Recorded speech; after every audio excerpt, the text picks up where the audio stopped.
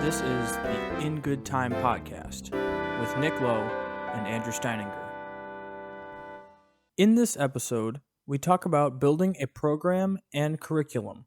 We outline our current teaching situation, general thoughts on program building, some practical experiences and stories, as well as some tips, tricks, and advice to developing a mindset for long-term program building.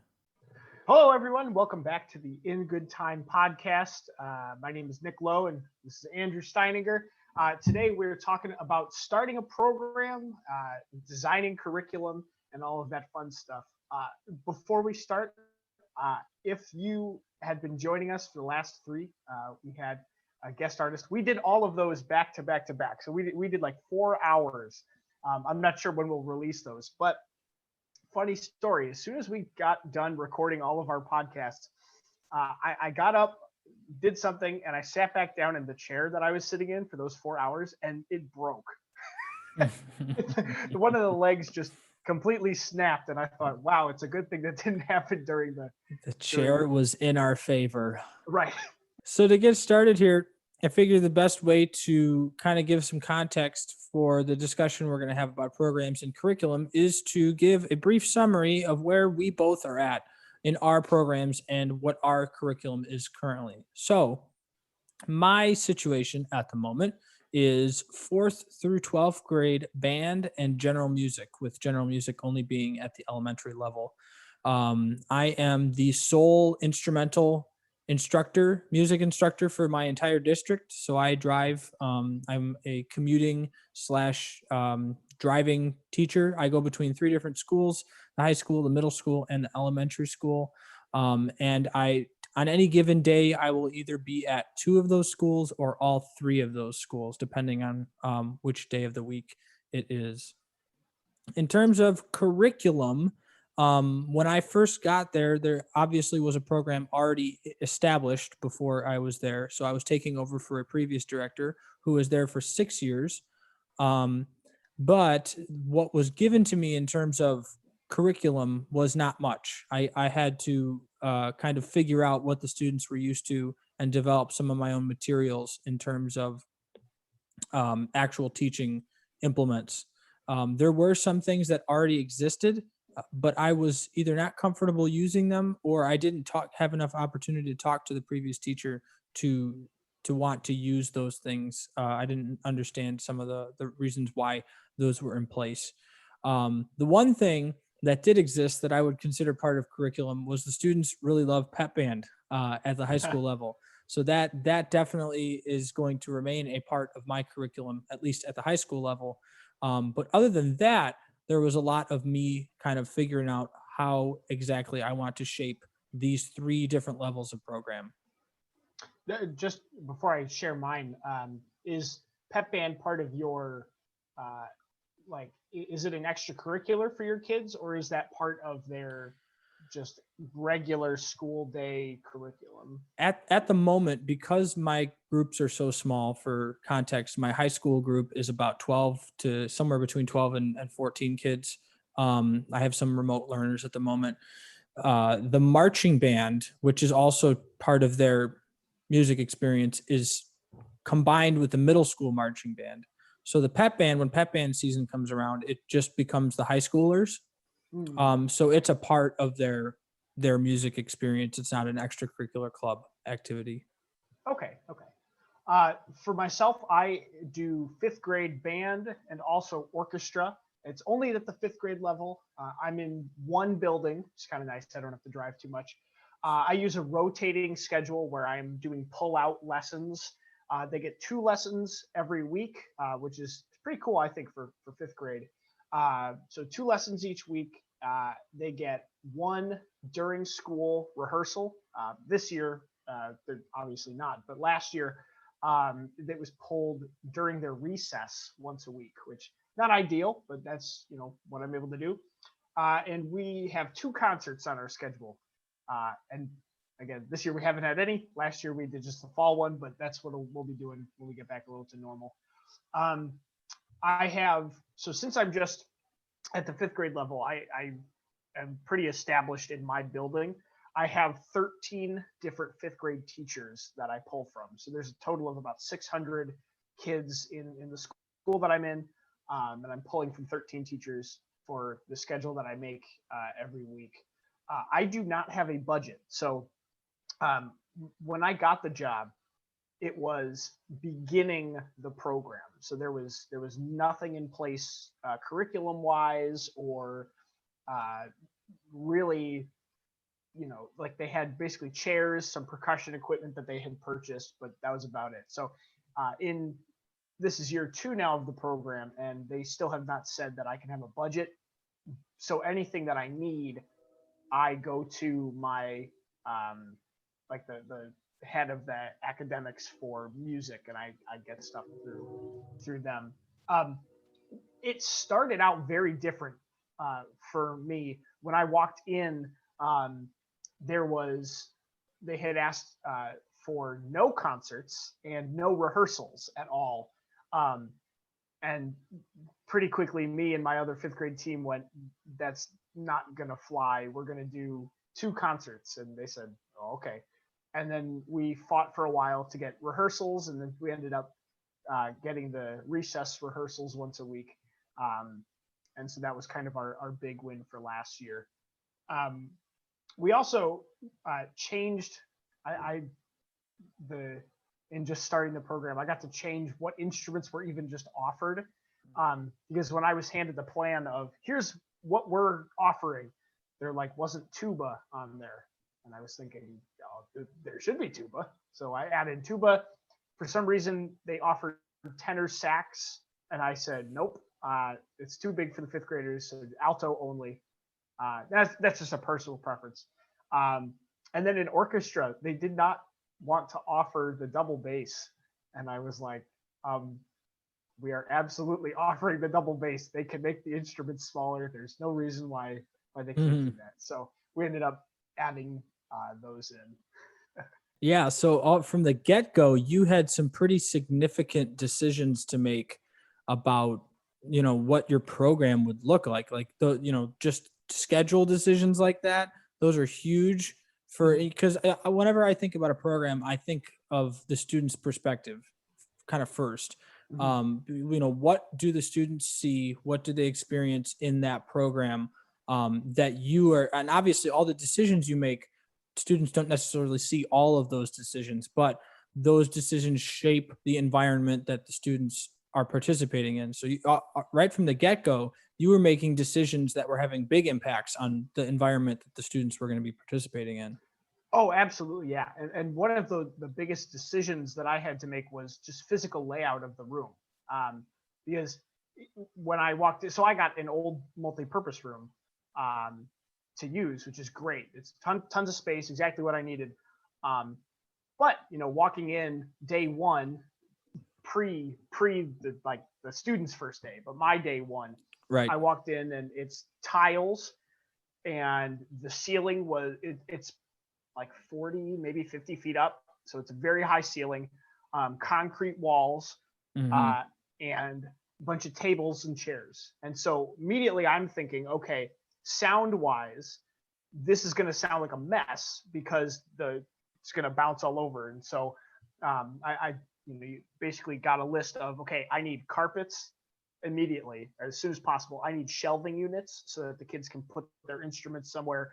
I need the tables out of here because I don't need table X, Y, and Z. And so as we went through the year, the room, it was very cool because the kids would get excited about it. Like, oh, we got carpets now. Oh, we got shelves now. And so from last year, from August until we left in March, it was a really cool experience for the students seeing that room kind of change and evolve as we got better as musicians as well.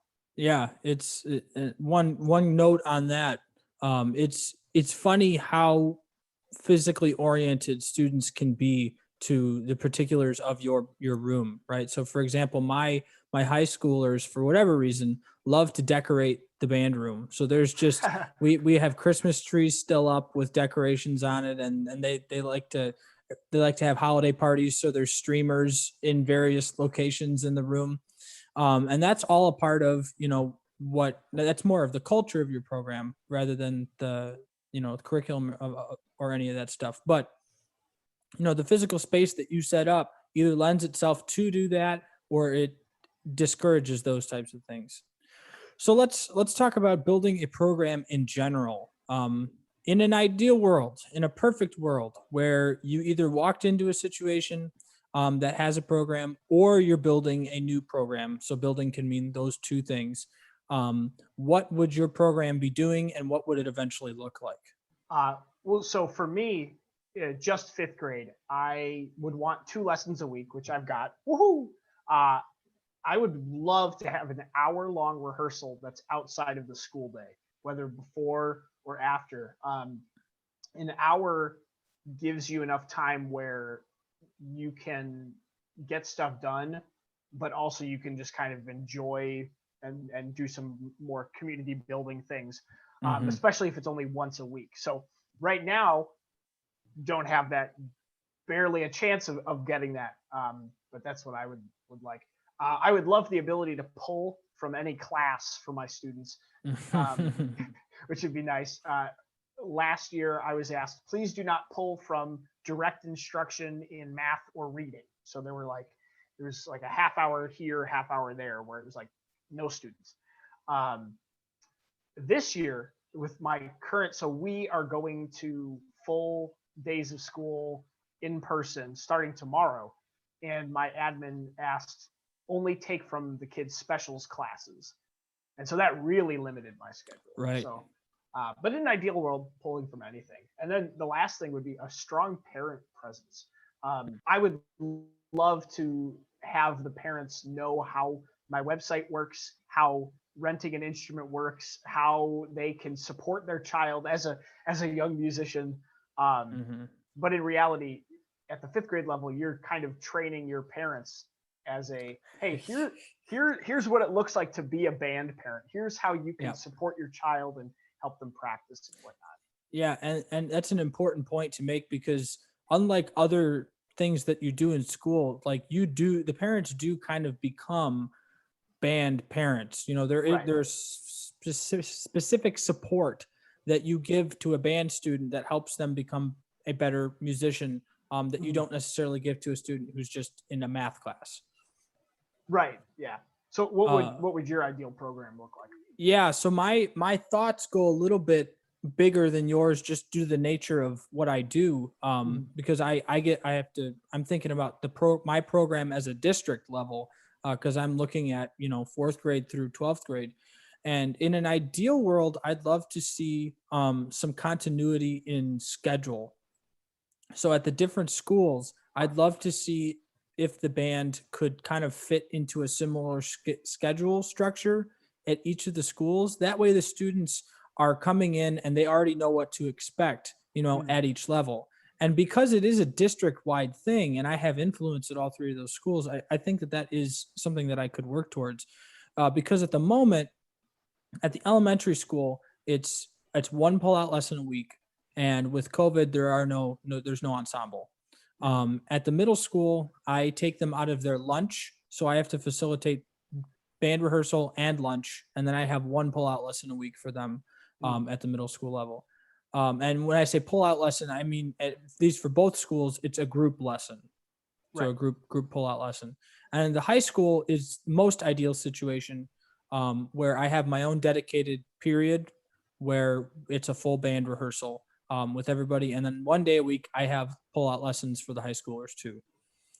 If I had more high schoolers, it would be more like sectionals. But at the moment, I only have enough kids to where basically each of them get one private lesson. Right. So I would love to see if I could have that high school structure be implemented both at the middle school and at the elementary school level. That would be ideal, because then I would be maximizing both a rehearsal time structure. Obviously, I can't be at the middle school and the elementary school. Well, I suppose I could be at every single day with a large ensemble, but there would need to be some considerations made for the different levels. Other things would be definitely a little bit more infrastructure work in terms of like in school owned instruments, getting some of those repaired up, having better instruments. I was fortunate that this year there was a sound system donated, which I Oh, was that's very, nice. very familiar with. And it was originally donated to our choir program, but our choir director doesn't really know how to use it. So I slowly kind of moved it over to the band room, and now I'm using it full time. But that's a big, I utilize technology, the projector screen a lot in for band. Um, Mhm. so that I would love to see that type of change take place both at the middle school and the elementary as well, where the biggest thing is I want kind of a continuity of experience for the program, especially since I have high schoolers and middle schoolers doing marching band together. They all need to see where they're going, and they all need to see what's kind of what's down the pipe for them. Is Yeah. Go ahead. Oh, I was gonna say, yeah, I think that since you have your hand in all three of those levels, you have a really great opportunity to kind of craft and make it super consistent. We'll Hmm. probably talk about later. We'll make some comparisons to my district where we've got three. It's a K through 12 district, but just the nature of I'm only at the middle school, or sorry, I'm only at the elementary school. Different teachers, middle school, different teachers, high school. It looks very different to that situation. Right. So now let's talk about perhaps in reality, what are some of the struggles that we might encounter with continuing to build a program, an ideal program in our mind? Yeah, I think one of the biggest thing for me that's a struggle of reality is not having a budget. Because Hmm. yes, I can go to my administrators and say, here's what I need, but it's such a roadblock because I can't just call up uh, my music company and say, look, I need 4 boxes of Van Doren 2.5 blue box reeds, and they arrive and I hand them a check or whatever.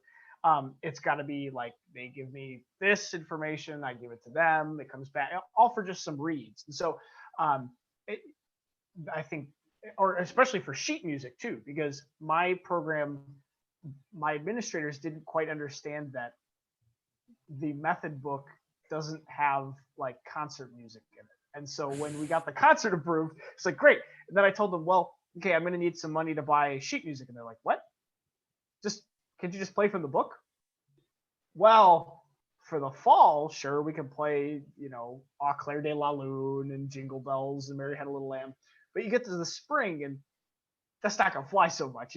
So Hmm. having those resources, I think would be really, really Yeah, good. that reminds me of what you said earlier, where you're kind of training the parents and the students, but with your new program, you're also training your administration too, as to what Yeah. it's like to actually have a functioning music program. Yes, that's something that me and my team all have kind of said before is that um, the we realized pretty quickly that the administrators are very excited about having us here and having a fifth grade program. But one of the problems is administrators, other teachers, the community, they see the product but not the process. Mhm. And so they have an idea in mind of, oh yeah, we love the fun band and we get to go to the concerts, great. But in order to have that, you have to have this in place. Right. And that's the reality of having to kind of explain what that is it can be sometimes a little frustrating. Yeah, my reality, my struggles with reality are pretty similar in that the the infrastructure, obviously I have some infrastructure issues with both scheduling infrastructure and physical space that I'm dealing with. A lot of the band facilities that I have are either tucked away in a corner of the school, kind of disconnected from the rest of the faculty and the rest of the school, or they're just not in as good of shape as they could be to provide for what the music students need. But furthermore, it's the biggest struggle I see myself encountering is the attitude towards a music program, and this is exactly what we were just talking about. People having an idea of what a music program is versus what it actually needs to be to make it functioning. Mhm. I remember having conversations like this in college where you talk about, what is the function of music in your community? Is it just a source of entertainment, or is it an actual kind of academic discipline? And right now, a lot of my students, and by extension, their families and administrators in the district, um, are focused on kind of the entertainment value of the music. Oh yeah, your students sounded great when they played, Back in Black at the pep band game. And so that kind of slowly changing that image of, high school band is the pep band at the Yeah. basketball game versus high school band is kind of a more comprehensive music experience where you're doing the pep band, you're doing the marching band, you're doing solos, and you're doing classical band literature and all that stuff. And the same can be said about middle school and elementary school. But the main thing is kind of, at least for me, the hurdle is going to be getting numbers of students into the program, knowing that attitude exists, Mhm. and then getting them into those new musical experiences. So it's kind of a back and forth pull between doing what the people expect and what they like, and then kind of doing what you think is going to push the program forward and develop your students as musicians. Now, a question for you and your program would be, if you have a goal in mind of increasing the number of students in your program, what does that look like for a smaller community like you're in? Because for me, increasing my number of students is easier when I have a 3 through 5 building, grades 3 through 5, where there's 600 kids. Very easy for me to do, to Mm-hmm. increase numbers. But what does that look like for you? Yeah, so this year I have definitely, obviously it being my first year, I haven't pushed too hard on anything just because I wanted to get to know everybody, and I wanted to see what the program was like. But some of my ideas for increasing numbers going forward, first off, I have to start at the lowest level. I have to make those elementary kids see me as like the bee's knees, right? Music is the place that we want to go, and do some cool stuff. But further from that, when I get to the middle school and the high school level, to me, in a rural district like this, and this can be true of larger district or more suburban districts, or more urban districts, but you want to get yourself into the fabric of the community a little bit. You want to make sure that the students know who you are and they know your face. Like, oh yeah, that's the band teacher. Once you can do that, then you can start being a little bit more salesman like, right? Then you can Mhm. start making personal connections with other disciplines, talking to other teachers, seeing who you think would be good for band. And then, like, for example, I'm to start doing this, I'm considering making a video for the end of this year, just introducing myself, Mm. and to send out to all the high schoolers and maybe the middle schoolers, so that they can have at least a face and some information about me. Because again, all of my music areas are tucked away in corners of the school that usually students don't frequent. And Mhm. I'm traveling between schools all day. So I'm not Oh yeah. spending a significant amount of time in one building. Yeah, I think that's where it's a little more fortunate for me, where I'm only in one building. Something Mhm. that you said that I'd written down is like, make yourself known, which I think is crucial. Every single moment that I am in the building, I am doing recruiting for next year. Yes.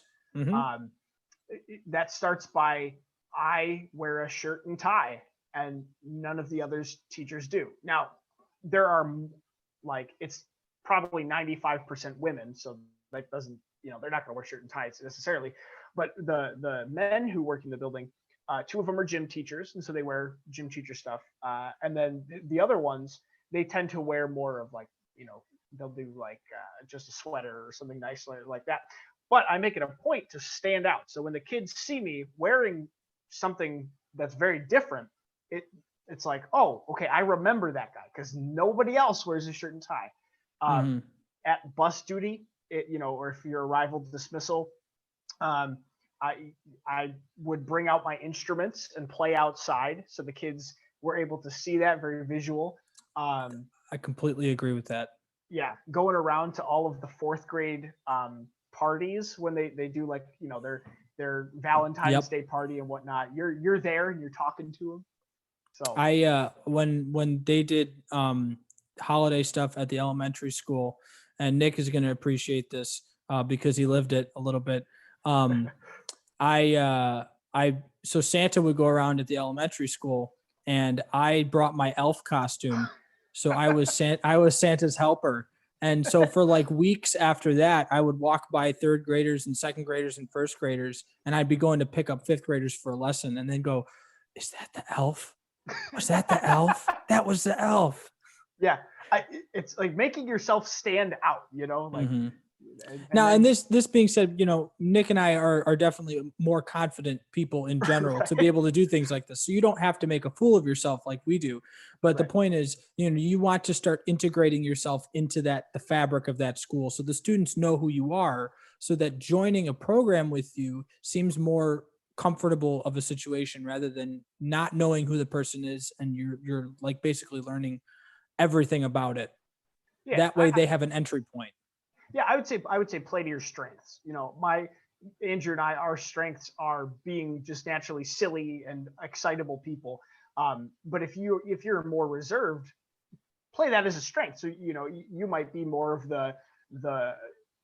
more of the composed person who's like you could make yourself seen as like, oh, that's the maestro. I want to that could be Mhm. your role. But yeah, play to your strengths. Yeah, and I just one general thought before we kind of dive into some of the things that we've done specifically in our programs, some practical experiences. I think when I think about a program, when I think about developing a program, building a program, there's kind of two forces that are at ends at times, and that is what we think a program should be. What we have been trained to think a program should be, and what our students should be able to do, and what experiences they should have, and then taking a step back and putting yourself in the student's shoes and thinking about what experience they are going to have with the things that you are trying to create, right? So thinking about your schedule, right? How is a student going to navigate through that schedule? And then the other thing is we always have to be aware of the fact that we are not the only thing in the student's life, especially we're in a public school. The kids have Mhm. 5 or 6 or 7 other classes or whatever the number is. And we are one part of that. So knowing that in the scope of your program. But what this isn't to say is you can't have high standards for your students in your program, and what you're kind of expecting them to do and to be. But it just means you have to be creative with the way that you orient things so that you are not like intentionally butting up against other busy areas of the school, so that your students won't participate in your program because of that. So what are some things that we have done to build our program, and what's been effective and ineffective? Uh, One of the things that's been very effective for me is constant communication with my admins and my secretaries. Mm, Um, Last year, when it was a little more, you could go where you needed to go. I made it a point to, even though there is a closer door to the parking lot to get to my room, every day I would go through the main office and I would talk to the secretaries, because this like secretary and like principals, secretaries, they are key to communication with parents, internal things, getting orders shipped. And so you make if you make it a point to talk to them, you'll have that success with, hey, I'm not sure where to go to do this. Is there any way that you could help me out? Or hey, I've got a student coming in right after school today. Can you just let him buzz them in? Yes, because then you are known to them, and they kind of, it's easier to let things fly when you're a little closer than just a complete stranger. yeah, I think some of the best examples of things that I've done to build programs are stuff that I've done at the high school. And then there's one example of something I did at the middle school that I shared in a previous podcast. But at the high school, a lot of this year, because it's been my first year, it's kind of been testing the waters. But I think the number one thing that's been the most helpful to me in building a program is actually, as much as you can, let your students and especially your seniors and juniors drive some of the changes that you are making in your program. Now, obviously, there are decisions that they can't make regarding like curriculum, which we'll talk about in a little while. But just some of how your band functions on a daily basis. You set the parameters that exists in, right? So you guys, okay, the parameters are you guys are going to come in and then you're going to do this and then we're going to warm up and those general parameters. But other than that, allowing some of your students to make some decisions about how things kind of work. Like, oh, guy, what do you guys think about this? What should we do with this? And then taking some of their considerations into account when you make decisions, because then that gives them some ownership in your program. Like they want to make decisions, like we're doing something and it's cool and now we can do it together. But other things like at the high school level, something I'm considering implementing is some specific rhythm training, because I've noticed is particularly in this district is that like written music literacy is not incredibly high. They're very good at reading, or not reading, but like understanding music once they hear it, which is common in more rural areas. But developing a program, and it's just a simple idea where you basically have it be a warm-up activity where you do just some basic rhythm work every day, and you get progressively more complicated. But you do it with all the students as a group, so that you're still building that ensemble mentality, but you're working on individual skills. Yeah, one of the things that I changed from last year to this year is, so last year was my first year, and so they had already done recruitment before I got there, and so the kids had their instruments picked out. They also had their supplies, so which was really nice. But what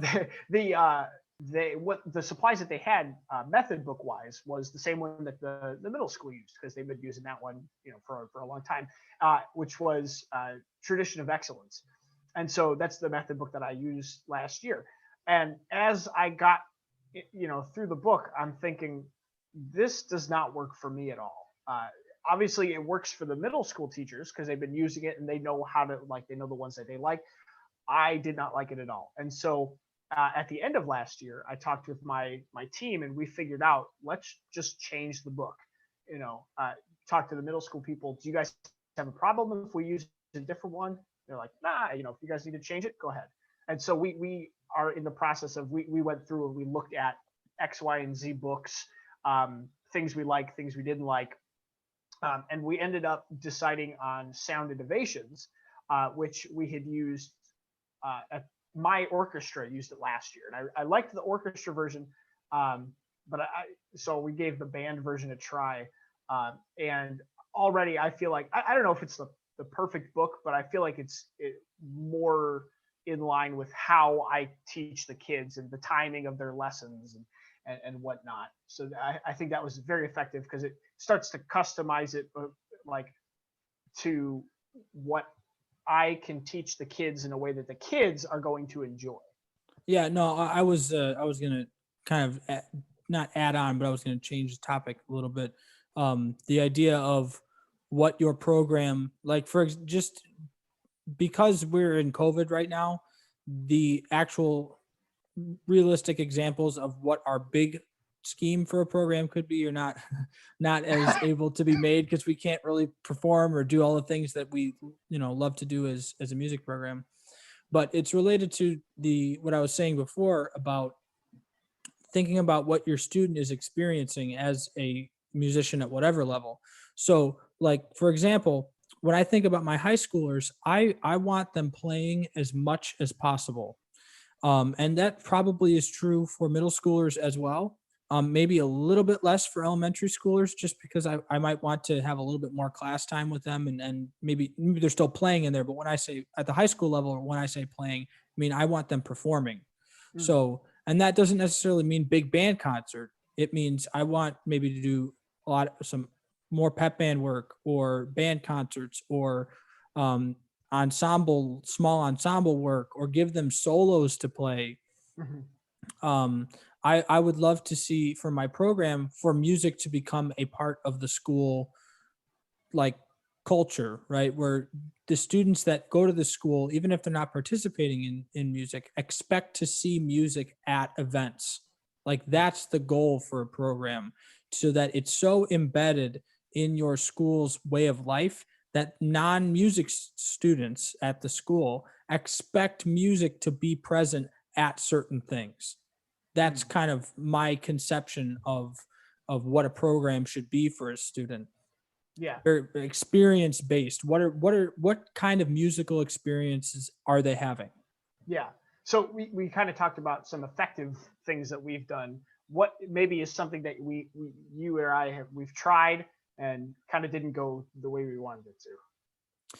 I think the number one thing, just because I'm basically just trying things in general because I'm a first year teacher, but the insistence that we have to be exclusively focused on the classical music Mm. training that we received in college. Um, if you have a population of students that don't know what that is or aren't interested in it, trying to turn the ship in 1 year to Mhm. that is not going to be effective. And, speaking from a personal experience, not that I actually did this, but my program is in a relatively precarious position with low numbers, Mm. 12, 15 kids, and not a whole lot of promise from middle school, being a supportive couple of years to add to the high school group. I can't really afford to lose kids due to lack of interest. You know Mhm. what I mean? So some of the program decisions that I'm going to make in the next coming years may not necessarily support the classical definition of what a concert band would look like. Mhm. But some of the steps that I'm going to take or try to take might be necessary to build up the body of students needed to support a classical concert band setting. Mm. Yeah. One of the things that I tried out last year was uh, a couple times I would do mini projects where we would be learning a tune from the book, and I wanted them to take the concept and really know it and be able to like identify what it was actually getting at. And so uh, we looked at Boil 'em Cabbage Down, which for beginning orchestra is like kind of like a standard tune to learn. Mm-hmm. Um, and so it's eight measures long, um, and it's like is that the one is AABA or whatever the form of the song was. I wanted the kids to know like this is how music works, like relating it to like verse chorus and whatnot. And so I created some worksheets for them to do where they would write their own little 8 measure thing using stuff that we had learned so far. And what I was wanting them to do is, okay, we've learned this, I want it to apply to this. And I thought it would be a really cool project. Some of the kids liked it. Most of the kids were kind of like, well, can I just play my violin? Like it's and so that was kind of maybe middle school that would have worked a little better. So Mm-hmm. lesson learned from that is the younger the kids, the if it's a cool project, great. They just want to play. Yep. Like they want to talk to you and they want to play. So that was kind of ineffective for me. Um, Yes. one of the other things that I don't think I've done well, but I'm not giving up on it yet, is the website that I have. And I think that once we get to a point where I'm starting the school year in person and I'm like saying, hey parents, here's the website, and they can go, oh, now I get it. Because so Mm-hmm. I created a website, and last year it was pretty bare bones. Maybe not enough information at all, or targeting the wrong things. And throughout this past year, I feel really good about what I've done with the website. That is something that I have not done a good job of sharing with, but I feel like would be a really easy spring point for parents to go, oh, I don't have to email Mr. Lowe 6 times saying my kid lost their music again. I put all of the worksheets that I created on the Yes. website. Yeah. So the part of a program that's super crucial is that communication aspect, both with parents and with your administration. Um, so developing kind of like what you said earlier, where you go through the office where you can see the secretary and maybe the principal, depending on where they're located. I have a good relationship with pretty much all three of my principals, but the middle school principal and the high school principal I see frequently. The middle school principal, I have morning duty, and the middle school principal is there most of the time. So I was able to connect to him on a personal level. And then at the high school, the high school principal is running around like a crazy man. Just trying to, especially this year, trying to make sure discipline happens and trying to make sure everything, everyone's happy. So when he comes and asks me something, and this is related to your program because this is going to allow you for freedom in your program, when your principal asks you to do something, so long as it isn't going to actively destroy something in your program, you should just make it happen for them. Right. Yeah. Make their lives easier, because when they know that you're on their side, they're not going to bother you as much. And that gives you some freedom to say, hey, I'm looking to try this in this program. I'm looking to expand a little bit in this way. Do you think we can make this happen? Mhm. Yeah, let's give that a try. Yeah. Go I ahead. like I was gonna say those outside of the classroom relationships I think are crucial. So you were talking about the ones with the admins, um, with other teachers in general too. For me, a lot of it is with the fifth grade teachers because that's I'm pulling their kids, Mhm. um, and you have to kind of keep in mind when you're first, second, third year teacher. Some of the people you are working with have literally been teachers longer than you have been alive. And so Mhm. you get out of college and you're kind of feeling like, all right, let's go. It's my program. I'm doing it for the kids. And then you're like, the other people you're working with are like, okay, calm down there, hotshot. Yeah, Like, yeah, right. Calm down, Sparky. right. And so one of the areas that I struggled with last year is the kids felt oftentimes like it was a mom and dad situation where one parent is their fifth grade teacher, and like they have to go ask the other teacher, oh, can I go to band now, and whatnot, instead of working together as much. So that's Mhm. something that I'm aiming for in the future, is to kind of make that less strenuous on the kids. Yeah, that's a hot topic. I think at all. Um, well, mostly I think it's mostly a middle school level thing. But generally, I think most middle schools struggle with that. Mhm. I know I've seen that. I saw that in my student teaching placement, and that's definitely something I've heard from other teachers as well. Yeah. So let's jump now to a little bit more specific. The curriculum and thoughts on curriculum within your program. This is a topic that definitely could use probably more time and maybe another podcast, but we'll just go over it quickly, since we talked since it's connected to what our programs are going to Mhm. look like. So some general thoughts on curriculum. For me, there's people out there that you know there are music directors out there that kind of play it fast and loose, if you would. Yes. Where they just say, we're going to play music, and then that's how the students are going to learn, Mhm. which there is merit to letting students learn experientially. However, you're not really doing yourselves any favors as a teacher, yourself or the students, when you don't have kind of a set almost a schedule of learning for yourself, right? So give yourself a structure to follow, and a structure that the students can see. Okay, here's what we're going to attempt to learn this year. And even if you don't follow that curriculum to the T, it's hard to follow any schedule exactly the way that it's written. At least you have a support for yourself and for your students, so that you don't just come up to a week and you're like, okay, I have no idea what we're going to do this week. You're not just going off the cuff. Right. So when I walked into my situation, of course, there was no fifth grade curriculum because Mhm.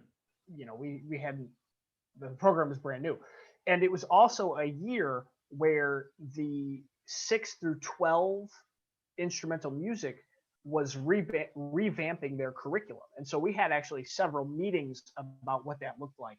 Um, and it's what I learned very quickly is that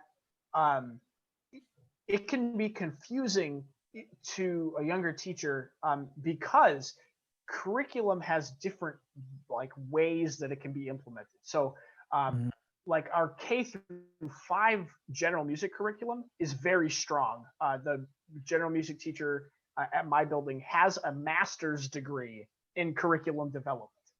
Like she knows what she's doing. And so it's all standards based with, talking about like performing, creating, responding, and whatever that fourth one is, I don't remember off the top of my head, but it's all based around that. And there's like the key ideas, there's, rhythm, notes, structure, blah, blah, blah. And it's that way. The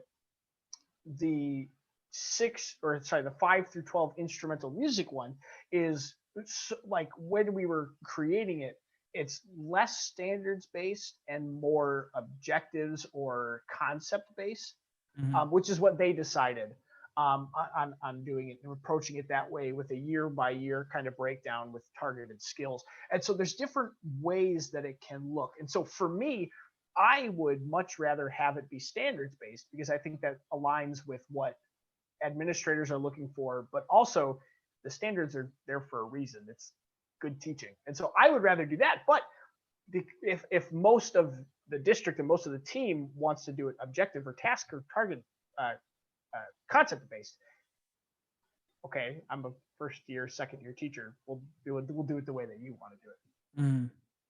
Yeah. So there is that kind of opposing force acting there, and you can kind of see it in those two different curriculums too. And this is something that we all have to think about when we start to structure our programs and our curriculums is the objectives based one is obviously very more targeted towards the skills and knowledge specific to music versus the standards based ones are a little bit more general, right? There's like you said, there I forget the names of the standards off the top of my head, but we got to think about when developing curriculum, what are the students doing in the curriculum, so that plays a big role in how the curriculum's structured.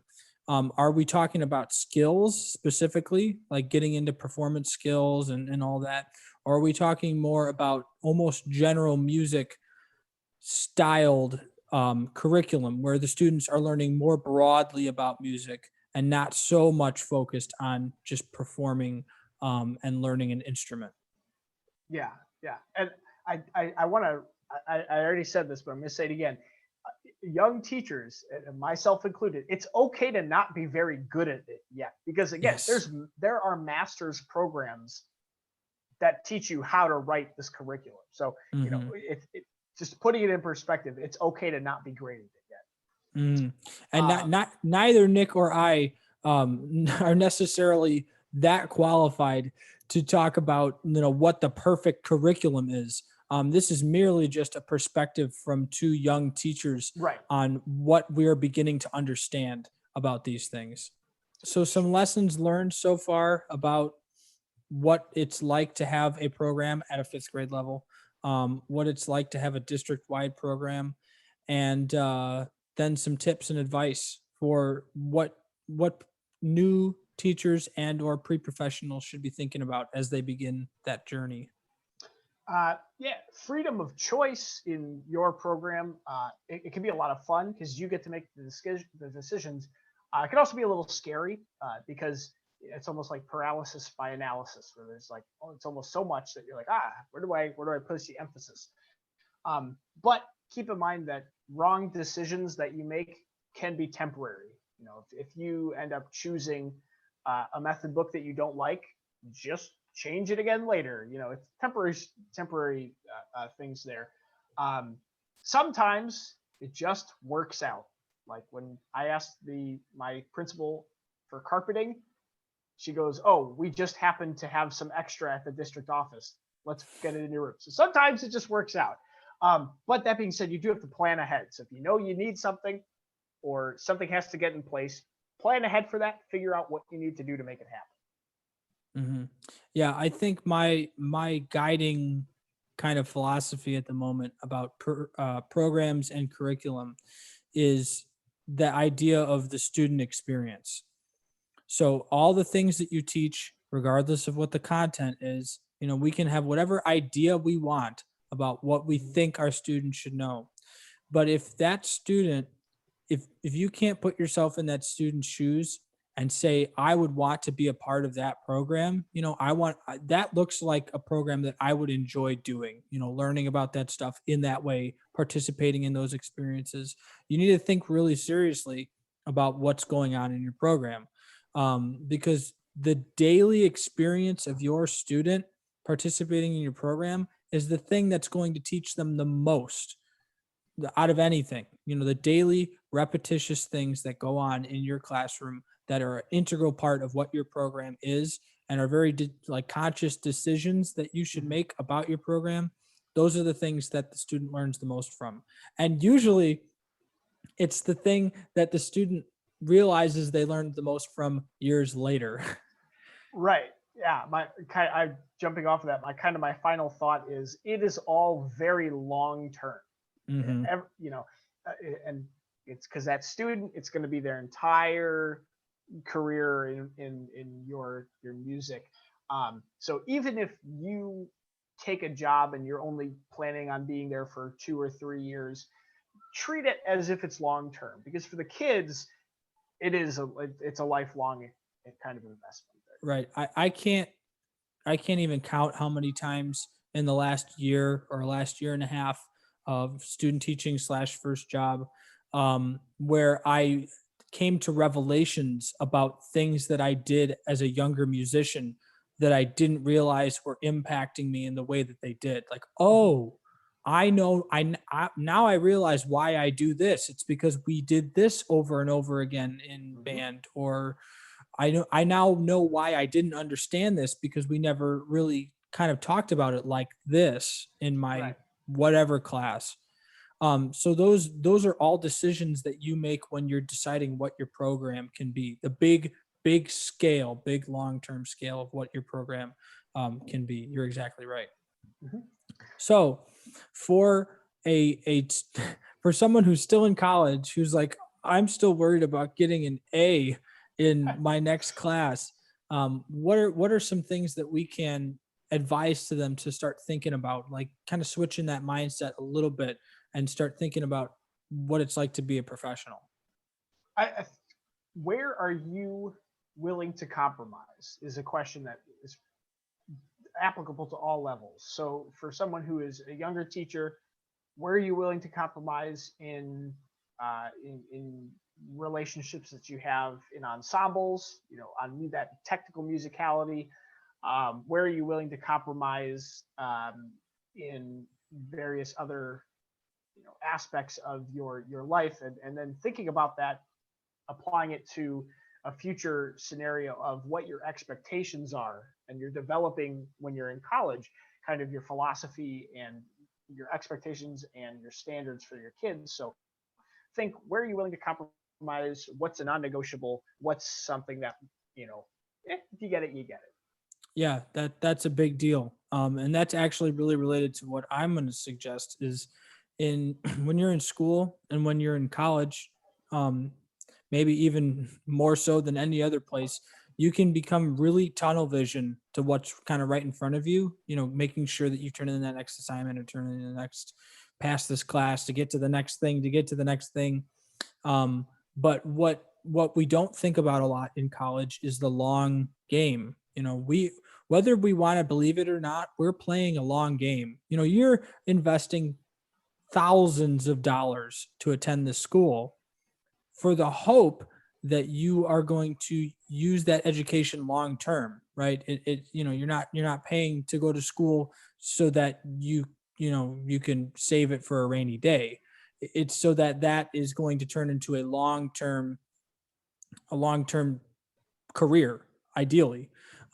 So when you are thinking about you're approaching becoming a new teacher, try and flip that switch from, okay, what's my next test, to, okay, how is this test, or how is the way that I'm approaching this test, studying for this test, studying for this class, going to impact my success in college until the end, right? Because when you make that mindset change, then you're getting into the, okay, what does my program look like? That's the mindset of a program builder for a school, or anything else, really. All right. And so with that, thank you for tuning in again to the In Good Time podcast. It's been a blast talking about all this building a program, a little bit of curriculum kind of things. We hope you join us next time. Have a wonderful rest of your day.